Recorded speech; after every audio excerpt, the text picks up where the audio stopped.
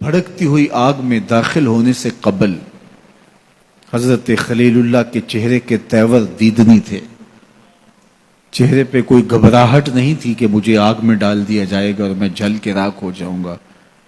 وہ اس نشہ محبت میں تھے کہ یہ جو کچھ ہو رہا ہے میرے رب کے نام پہ ہو رہا ہے. تو اگر آگ میرے وجود کو راکھ بھی بنا دے تو یہ میری سرخودی ہے، یہ میری کامیابی ہے. اور وہ مسکراتے ہوئے آگ کی طرف بڑھے.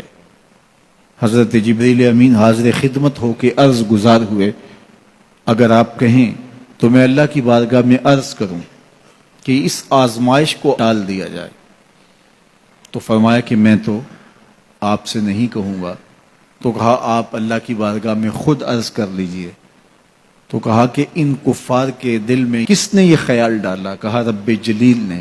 کہا اگر جلیل کی یہ مرضی ہے تو خلیل کی بھی یہی مرضی ہے. جے سونا میرے دکھ وچ راضی تے میں سکھ نو چلے ڈاواں. اگر وہ اس پہ راضی ہے کہ میں آگ میں جلوں تو میں 100 جان سے قربان ہونے کے لیے تیار ہوں. پھر بھڑکتے ہوئے شعلے اور آگ کا وہ روشن الاؤ کہ اگر کوئی پرندہ بھی اڑ کے گزرے تو وہ بھی جل بھن کے کباب بن کے گر پڑتا. بے خطر کود پڑا آتش نمرود میں عشق، عقل ہے محو تماشائے لبے بام ابھی. بنیرے پہ کھڑی عقل سوچتی رہ گئی لیکن عشق نے چھلانگ بھی لگا دی. لیکن پھر جو کامیابی سمیٹی، جو کامرانی ہاتھ میں آئی، عزتوں کا جو تاج پہنایا گیا وہ انہی کا مقصوم تھا. اب حضرت سارہ سلام اللہ علیہا سے نکاح ہوا تو اولاد کی نعمت سے مالا مال نہیں کیے گئے. یہ ایک آزمائش تھی. اولاد تو ماں باپ کے سینے کا قرار ہے، روح کی تسکین ہوتی ہے.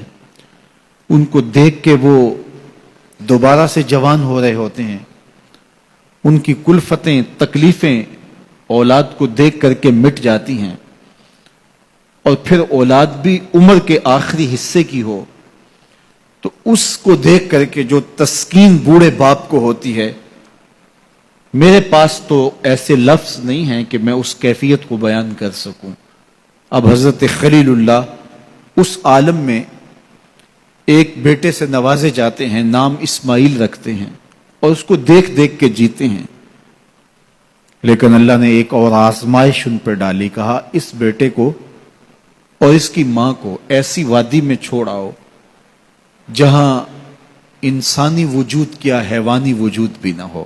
اب یہ بات کہہ لینا بھی آسان ہے، سن لینا بھی آسان ہے، لیکن عملاً گزرنا پڑے تو دن کو تارے نظر آ جائیں. لیکن اللہ کا خلیل اللہ کے حکم کی تعمیل میں اپنی جوان سال بیوی اور 9 مولود بیٹے کو لے کر کے وادی غیر ذی زرع میں پہنچتا ہے، جہاں آج مکہ المکرمہ ہے.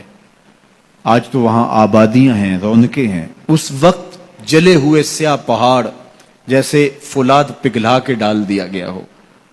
کہیں کوئی چشمہ نہیں ہے، کہیں کوئی سبزہ نہیں ہے، کوئی حیوانی وجود نہیں. وہ وادی جس میں وحشت بھی قدم رکھتی تھی ڈر ڈر کے، جہاں پھرتے تھے آوارہ تھپیڑے باد سر سر کے، جہاں پر گھاس اگتی ہے، جہاں نہ پھول کھلتے ہیں، مگر وہ سرزمیں ہے آسماں بھی جھک کے ملتے ہیں. 2 نفوس پر مشتمل قافلہ اس وادی میں ٹھہرانے کے لیے حضرت خلیل اللہ پہنچتے ہیں. رات گزری. حضرت ابراہیم علیہ السلام نے سحر کے وقت اٹھ کے دعا مانگی اور اس مقدس قافلے کو اللہ کے سپرد کیا اور واپس پلٹنے لگے تو وفا شیار بیوی نے آگے بڑھ کے دامن تھاما اور کہا میرے شوہر نامدار، اس وادی بے آب و گیا میں ہمیں تنہا چھوڑ کے کہاں جا رہے ہیں؟ اب کیا جواب دیتے؟ خاموش رہے. تھوڑی دیر کے بعد پھر قدم اٹھنے لگے تو زوجہ کا ہاتھ بڑھا اور دامن پکڑ لیا. اس وادی غیر ذی زرع میں، بے آب و گیا وادی میں، جہاں انسانی وجود کیا حیوانی وجود بھی نہیں پایا جا رہا، اپنے 9 نہال بیٹے کو اور مجھے چھوڑ کے کہاں جا رہے ہیں؟ حضرت خلیل نے کوئی جواب نہیں دیا. تھوڑی دیر بعد پھر قدم اٹھنے لگے تو پھر دامن پکڑا. حضرت خلیل کوئی جواب نہیں دیتے. تو حضرت حاجرہ نے پوچھا کیا یہ رب کا حکم تو نہیں؟ قال نعم، کہا ہاں یہ رب کا حکم ہی ہے۔ تو حضرت حاجرہ نے ہاتھ چھوڑ دیا، کہا پھر خیر سے جائیے، اگر اس کا حکم ہے تو وہ ہمیں ضائع نہیں ہونے دے گا۔ نونہال بچہ گود میں ہے، مختصر سا توشہ پاس ہے، شوہر رخصت ہو رہا ہے، اس وادی میں جہاں سوائے سیاہ پتھروں کی اور کچھ دکھائی نہیں دیتا، وہاں اپنے نونہال بیٹے کو اور بیوی کو چھوڑ کے واپس پلٹے۔ حضرت حاجرہ وہاں رک گئی، تسلیم و رضا کی پیکر بن کے۔ اللہ کی بندی نے وہیں بستر بچھا لیا، وہیں مصلی رکھ لیا اور اسی خاک پہ سجدے کرنے لگی۔ اللہ اکبر۔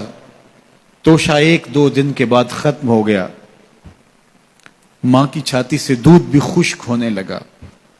نونہال دودھ سے تڑپا تو ماں کے کلیجے کو ہاتھ پڑا، بیٹے کے لیے پانی کی تلاش میں نکلی، ایک پتھر کی اوٹ میں فرزند کو لٹایا اور خود جبل صفا پہ گئیں اور اطراف میں دیکھا کہ کہیں کوئی پرندے اڑتے دکھائی دیں اور اس نشان پہ پہنچوں اور کچھ پانی اپنے بیٹے کے لیے لے کر آؤں، لیکن چاروں طرف نظر گھمائی اور دیکھا کہ کہیں کوئی آثار دکھائی نہیں دے رہے۔ وہاں سے پھر مروہ کی جانب آئیں، راستے میں نشیبی جگہ تھی جہاں اپنے منمونے بیٹے کا چہرہ دکھائی نہیں دے رہا تھا، بھاگ کر کے گزری۔ پھر کوہ مروہ پہ پہنچتی ہیں اور اطراف میں دیکھا، چاروں طرف نظر گھمائی کہ کہیں کوئی پرندے اڑتے دکھائی دیں اور میں اس نشان پہ پہنچ کے بیٹے کے لیے پانی لے کر آؤں، اس کے کام و دہن میں کچھ قطرے ٹپکاؤں تاکہ زندگی کی حرارت باقی رہے، لیکن وہاں بھی دیکھا کچھ نظر نہیں آیا۔ صفا پہ دیکھ لیا تھا، مروہ پہ بھی دیکھ لیا، مایوس ہو کے کھڑی ہو جاتی، لیکن ممتا کی بے چینیاں، ممتا کا اضطراب، ممتا کا التہاب، اس کا پیچ و تاب اس کو رکنے نہیں دیتا۔ ماں پلٹ کے پھر صفا پہ آتی ہے اور نظر گھما کر کے دیکھتی ہے کہ کوئی آثار دکھائی دیں، لیکن کچھ نظر نہیں آتا، تو پھر ماں دوبارہ پلٹ کے مروہ پہ جاتی، نشیبی جگہ سے دوڑ کے ماں گزرتی ہے۔ آج کا صفا مروہ نہیں تھا جہاں سنگے مرمر لگے اور اے سی چل رہے ہیں، یہ ایک سنگلاخ پہاڑوں کے دامن میں سخت اور صعوبت بڑا سفر تھا، اور ایک خاتون جو پیاس سے نڈھال ہے، بھوک سے بے چین ہے اور بیٹے کا دکھ کلیجے پہ لیے، اور سامنے پتھر کی اوٹ میں اس کے سائے کے اندر تڑپتا ہوا بیٹا اس کی نگاہوں کے سامنے ہے۔ ماں پھر مروہ پہ پہنچتی ہے، دیکھتی ہے کہ وہاں بھی کوئی آثار نمودار نہیں ہوتے، لیکن بے چینی، بے قراری، التہاب، پیچ و تاب، اضطراب، بے چینیاں ماں کو پھر صفا پہ لے آتی ہیں۔ صفا سے مروہ، مروہ سے صفا، نشیبی جگہ سے بھاگ کے گزرنا، یہ ماں کی بے قراریاں ہیں۔ جب ماں 7ویں چکر میں مروہ پہ پہنچتی ہے تو ادھر دیکھا کہ بیٹا ایڑیاں رگڑ رہا ہے، تو بیٹے کے ایڑیاں رگڑنے سے ماں کا دل دھک کر کے بیٹھ جاتا ہے کہ بیٹا زندگی کی آخری ہچکیاں لے رہا ہے۔ ماں تھی، تھکی ہوئی ماں، 7 چکر لگا چکی ہے، پیاس سے چور اور بھوک سے تڑپتی ہوئی ماں ممتا سے مجبور ہو کے وہاں سے دوڑی کہ میں آخری لمحے اپنے بیٹے کو اپنے سینے سے چمٹا لوں، اس کے چہرے کی بلائیں لوں۔ ماں جب قریب آئی تو منظر بدلا ہوا تھا، کیا دیکھا کہ معصوم ایڑیاں رگڑ رہا ہے اور پانی کا چشمہ طواف کر رہا ہے، پاؤں سے پانی پھوٹ رہا ہے اور پانی بہہ کے پھیلنا چاہ رہا ہے، تو جلدی سے منڈیر کرتے ہوئے کہا زمزم رک جا رک جا۔ فرمایا حضور نے کہ اللہ بھلا کرے سیدہ حاجرہ کا، اگر وہ زمزم کہہ کے پانی کو روکتی نہ تو یہ پوری روئے زمین پر پھیل جاتا۔ اب اللہ تعالیٰ نے پانی کا اہتمام کر دیا اور یہ چشمہ جو حضرت اسماعیل کے قدموں کا فیضان ہے، قیامت تک کے لیے فیض بانٹ رہا ہے۔ ہزاروں سال ہو گئے، لوگ وہاں بھی پیتے ہیں اور اپنے اپنے ممالک کے اندر بھی یہاں سے بھر کے لے جاتے ہیں، لیکن یہ چشمہ کبھی بھی خشک نہیں ہوا اور اس کا پانی لوگوں کو آج بھی فیض دے رہا ہے، اور یہ دوا بھی ہے، شفا بھی ہے، غذا بھی ہے۔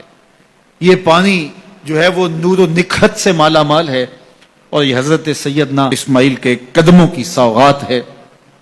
کائنات کا کوئی مشروب اس پانی کی عظمتوں کو چھو بھی نہیں سکتا، اس لیے کہ اس نے ایک پیغمبر کے بوسے لیے، ایک پیغمبر کے قدم چومے ہیں۔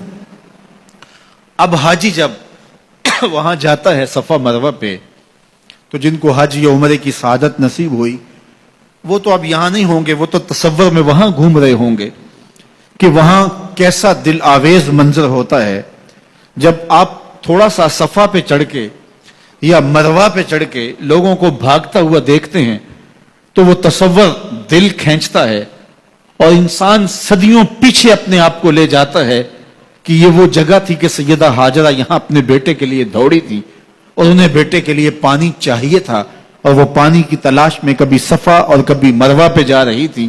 آج حاجی کی بغل میں پانی کی بوتل، اور یہ کیوں دوڑ رہا ہے؟ سیدہ ہاجرہ تو میلین اخزرین کی جگہ، وہ نشیبی جگہ، وہاں بھاگ کر کے اس لیے دوڑی تھی کہ وہاں بیٹے کا من موہنا چہرہ نظر نہیں آتا، اور یہاں ماں بیٹا اکٹھے دوڑ رہے ہیں، تو یہ کیوں دوڑ رہے ہیں؟ پانی کے کولر جگہ جگہ نصب ہیں، پانی نہیں چاہیے تو پھر بھی دوڑ رہے ہیں۔ کہا اے ہاجرہ تو نے حد کر دی، لیکن جس جگہ پہ تو دوڑی تھی قیامت تک اس جگہوں پہ زمانہ دوڑتا رہے۔ یہ پروٹوکول ہے، یہ اعزاز ہے، یہ تکریم ہے سیدہ ہاجرہ سلام اللہ علیہا کی۔ ولی بھی دوڑتے ہیں، شہنشاہ بھی دوڑتے ہیں، کج کلا بھی دوڑتے ہیں، بوڑھے غریب امیر سارے دوڑ رہے ہیں، بچے بھی دوڑ رہے ہیں۔ اللہ اکبر کہا اے ہاجرہ جن راہوں پہ تو دوڑی ان راہوں پہ امام الانبیاء بھی سعی کریں گے، ان راہوں پہ نبی بھی دوڑیں گے، غوث کتب ابدال اور ولی بھی دوڑیں گے۔ اللہ اکبر، اس دوڑنے کو عبادت بنا دیا گیا۔ انہیں تو پانی چاہیے تھا اس لیے دوڑی، حاجی پانی کے لیے نہیں دوڑ رہا، سیدہ ہاجرہ کی اس ادا کو ادا کر رہا ہوتا ہے۔ تو ذرا دیکھیے پلٹ کے ماضی کی طرف، تو یہ ہمارے اسلاف کی ادائیں ہیں جن کو ہم تازہ کر رہے ہیں۔